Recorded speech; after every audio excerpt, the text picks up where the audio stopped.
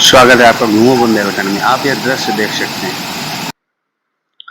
उससे पहले हमारे चैनल को सब्सक्राइब जरूर कर दीजिएगा और लाइक करके शेयर जरूर कर दीजिएगा। अधिक जानकारी के लिए हमें हमारे चैनल पर कमेंट करिएगा।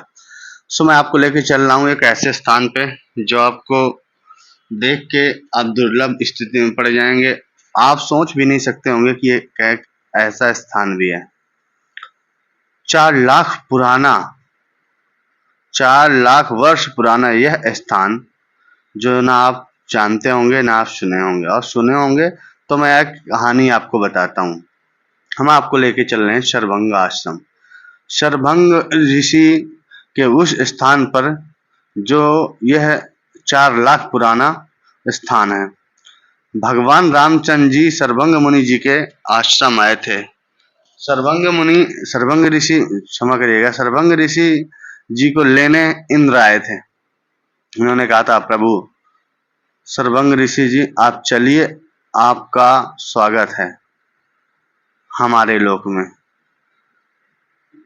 उन्होंने कहा, शरभंग ऋषि जी ने कहा था कि नहीं, मैं अभी नहीं चाहूंगा, अभी मेरी प्रतीक्षा पूरी नहीं हुई। मेरी प्रतीक्षा के लिए प्रभु श्री राम आ रहे हैं, जब तक मैं उनके दर्शन नहीं कर लूंगा मैं नहीं जाऊंगा।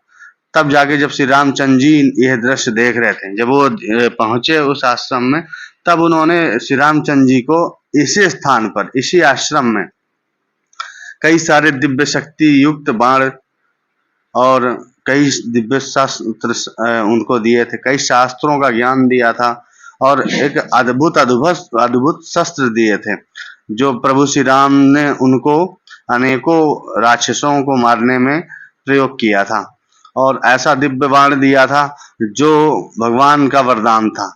तो मैं आपको उसी स्थान पे, उस चमत्कारिक स्थान पर ले चलता हूँ। उसका एक और कहते हैं कि महत्व है।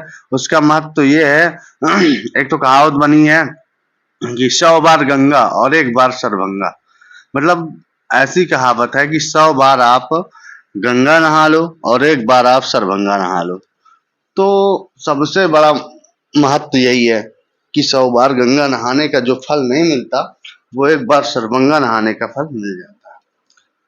100 बार गंगा नहाने के इतना ही पुण्य 1 बार शरभंगा नहाने पर मिल जाता। तो हम आपको आज शरभंग ऋषि जी के आश्रम में लेके चल रहे हैं। उसके पहले आप इन प्रकृति का व्यू का दृश्य जो है इनको देख लीजिए, वो रास्ते देख लीजिए, कितना सुंदर, कितना अद्भुत नजारा है।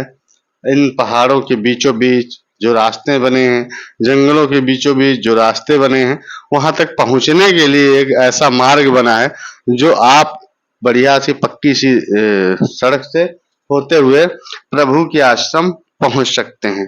ऋषियों की तपस्थली रही है चित्रकूट। चित्रकूट एक ऐसा इतिहास में दर्ज है, भगवान रामचंद्र जी 11.5 वर्ष चित्रकूट में व्यतीत किए थे। और शरभंग ऋषि आश्रम से माँ सती अनसुईया और शरभंग ऋषि आश्रम से वो निकल के गए थे। तो शरभंग ऋषि जी ने रामचंद्र जी को बहुत सारी जानकारी दी थी और उन्होंने आगे के भी मार्ग बताए थे। तो मैं आपको बता दूं, वो एक ऐसा दृश्य आप देख ही रहे, कितना अच्छा सुंदर और मतलब घने जंगलों से होते हुए मिलता है। और मैं आपको इसका लोकेशन भी बता दूं, आप जब चित्रकूट आएंगे, चित्रकूट से सतना के लिए जब आप जंगल में घुसेंगे गुप्त गोदावरी चौराहे से, तब वहां से आगे आपको मार्ग मिलेगा। इसके पहले यहाँ से आपको बाएं साइड मुड़ जाना है और जब आप मुड़ेंगे तो आप सीधे प्रवेश द्वार शरभंग मुनि आश्रम। तो शरभंग मुनि जी के आश्रम में आप उन ऋषियों से तपस्वियों के आश्रम में आप पहुंचने के लिए इस रोड का प्रयोग कर सकते हैं। तो आप वहां से गुप्त गोदावरी चौराहे से लगभग सतना रोड में जब कई मतलब चढ़ाई चढ़ेंगे 8-10 किलोमीटर, तो इसके बाद बाएं साइड को शरभंग मुनि आश्रम के लिए आपको यह रास्ता मिलेगा। और यहाँ का ये व्यू आप देख के मतलब एक अद्भुत सा सुकून महसूस करेंगे। हम उसी जंगल में पहुंच रहे हैं, उसी स्थान पे पहुंच रहे हैं और आपको उस स्थान का एक एक वर्णन करेंगे, एक एक महत्व बताएंगे। तो हम पहुंच चुके हैं उसी स्थान पे और बस थोड़ा ही दूर बचा हुआ है एक अद्भुत और अलौकिक स्थान, जो कि बहुत से लोग यहाँ पहुंचे भी हैं, बहुत से लोग नहीं भी पहुंच पाए हैं। तो सबका अलग अलग महत्व है। तो इधर ये देख लीजिए, ये हम पहुंचे शरभंग मुनि आश्रम। यहाँ का महत्व, यहाँ के मतलब यहाँ का एक ऐसा महत्व है, आप यहाँ जाके ही दर्शन करने मात्र से आपका कल्याण हो जाता है, आपके ऊपर ऐसा चमत्कार हो जाता है, आपके ऊपर यहाँ ऐसी कृपा हो जाती है। यहाँ राम जानकी मंदिर भी है, सर्वंग मुनि आश्रम में राम जानकी मंदिर है। यहाँ तमाम तपस्या करने वाले साधु संत यहाँ सब जो है विराजमान रहते थे। और यहाँ बहुत से सर्वंग ऋषि जो थे उनका एक अलग ही शक्तियों में एक थे। वो मतलब अनेकों अनेक शक्ति हैं, आप रामायण पढ़ सकते हैं, उसमें आपको बहुत सारी जानकारी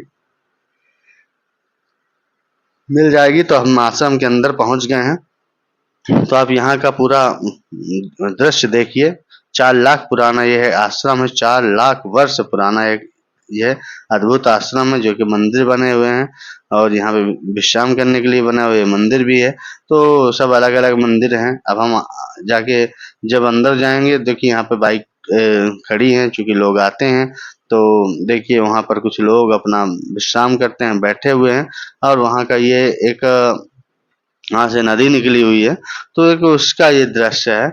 और ये बहुत अच्छा झरना है, ये देख सकते हैं।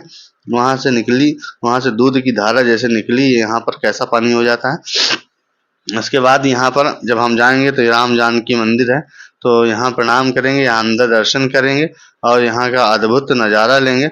इसके पहले हम आपको आगे ले चलते हैं जहाँ पर तमाम लोग बैठे हैं और यहाँ का एक अलग सा ही नज़ारा देखने को मिलता है, चूँकि यहाँ पे सुकून है, शांति है। और फिर हम आपको एक ऐसे कुंड के पास ले चलेंगे जो आप देख के हैरान रह जाएंगे। उस कुंड का पानी तो ना कभी सूखता है और ना ही कभी कहीं से आता, वैसे का वैसे उतना का उतना ही भरा रहता है। बल्कि ये वाली नदी तो हल्का सूख भी जाती है, पर उस कुंड का पानी वैसा ही है और वैसे ही गर्मियों में भी भरा रहता है। तो आप देख लीजिए, यहाँ पर पूजा का भी सामग्री मिलती है। जब मंदिर के अंदर जाएंगे आप, तो अंदर पूजा का भी सामग्री मिलेगी।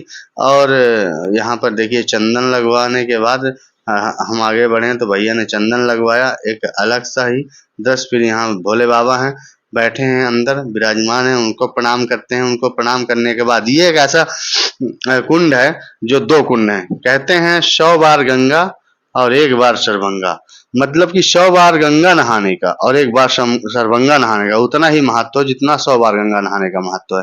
तो ये सर्वंग ऋषि का जो आश्रम है, सर्वंग मुनि जी का आश्रम है, ये यहाँ पर ये जो कुंड है, इस कुंड में नहाने से ही मात्र कल्याण होता है और पुण्य की प्राप्ति होती है। और ये जो नदी है, ये यहाँ से निकली हुई है पहाड़ों से, झरनों से। और यहाँ का ये जो व्यू है, इतना अच्छा दृश्य है कि मतलब दूध जैसा पानी निकला है।